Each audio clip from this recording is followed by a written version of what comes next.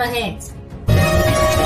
ત્યારબાદના અગત્યપૂર્ણ સમાચાર. 12 કલાક ભૂખ્યા તરસ્યા પ્લેનમાં બેસી રહ્યા મુસાફરો, જાણો કેમ. પ્લેનમાં ક્યારે બોમ્બ હોવાની અફવા તો ક્યારે એર ટર્બ્યુલન્સને કારણે યાત્રીઓને અસુવિધાઓનો સામનો કરવો પડે છે. ત્યારે દિલ્હીમાં મુસાફરોએ 12 કલાક સુધી અસુવિધાનો સામનો કરવો પડ્યો હોવાનું સામે આવ્યું છે. દિલ્હીથી બેંગ્લોર જઈ રહેલી આ ફ્લાઇટની આ સમસ્યા સામે આવી છે, જેમાં 12 કલાક ફ્લાઇટની અંદર ભૂખ્યા બેસાડી રાખ્યા હતા મુસાફરોને.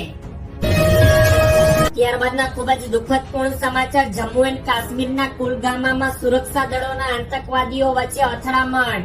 જમ્મુ એન્ડ કાશ્મીરના કુલગામાના મુદ્રા ગામમાં આતંકવાદીઓ સાથેની અથડામણમાં ઘાયલ થયેલા સેનાના એક જવાન શહીદ થયા છે. શનિવાર 6 જુલાઈ બપોરથી સુરક્ષા દળો અને આતંકવાદીઓ વચ્ચે એન્કાઉન્ટર ચાલી રહ્યું છે. આતંકવાદીઓની ગોળીથી ઘાયલ થયેલા જવાનને હોસ્પિટલમાં લઈ જવામાં આવ્યા હતા, જ્યાં તેમનું મોત નીપજ્યું છે. આ સંયુક્ત ઓપરેશનમાં સેનાને જમ્મુ કાશ્મીરના પોલીસના જવાનો દ્વારા હાથ ધરવામાં આવી રહ્યું છે.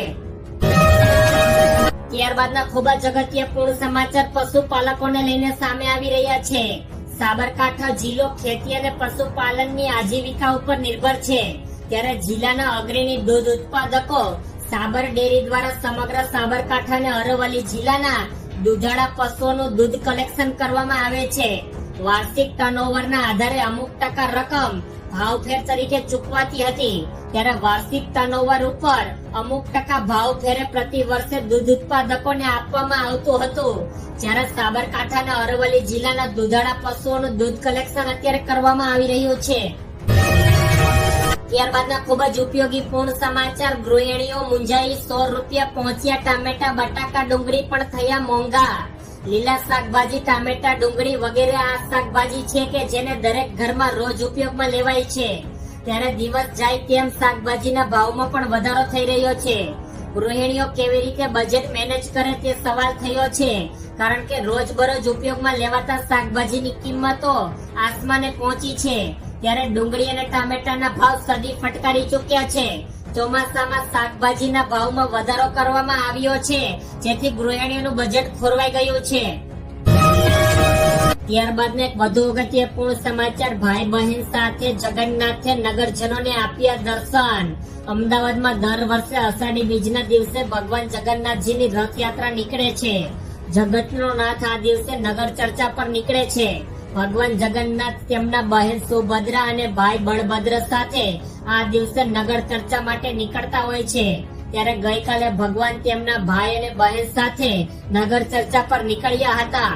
આ એક ખૂબ જ મનમોહક દ્રશ્યો હતા. કોઈ પણ વ્યક્તિ આ રથયાત્રામાં એકવાર દર્શન કરે તો તેના ભવના પાપ બસ આ રથયાત્રામાં દર્શન માત્રથી ધોવાઈ જાય છે. ત્યારબાદના ખૂબ જ અગત્યપૂર્ણ સમાચાર. હોળીની રથયાત્રાનું અનેરું મહત્વ.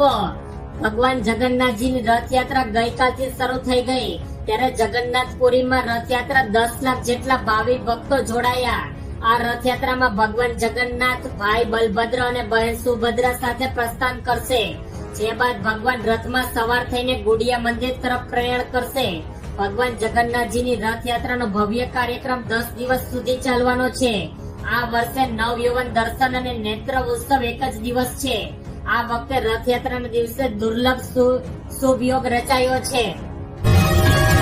ત્યારબાદના ખૂબ જ એક મહત્વપૂર્ણ સમાચાર. રથયાત્રાના રૂટ પર એમ્બ્યુલન્સ ફસાતા ભક્તોએ રસ્તો કરી આપ્યો. અમદાવાદમાં ભગવાન જગન્નાથજીની રથયાત્રા ધામધૂમથી ઉજવાઈ રહી હતી. તેની વચ્ચે જ રથયાત્રાના રૂટ પર એમ્બ્યુલન્સ ફસાતા ભક્તોએ રસ્તો કરી આપ્યો હતો.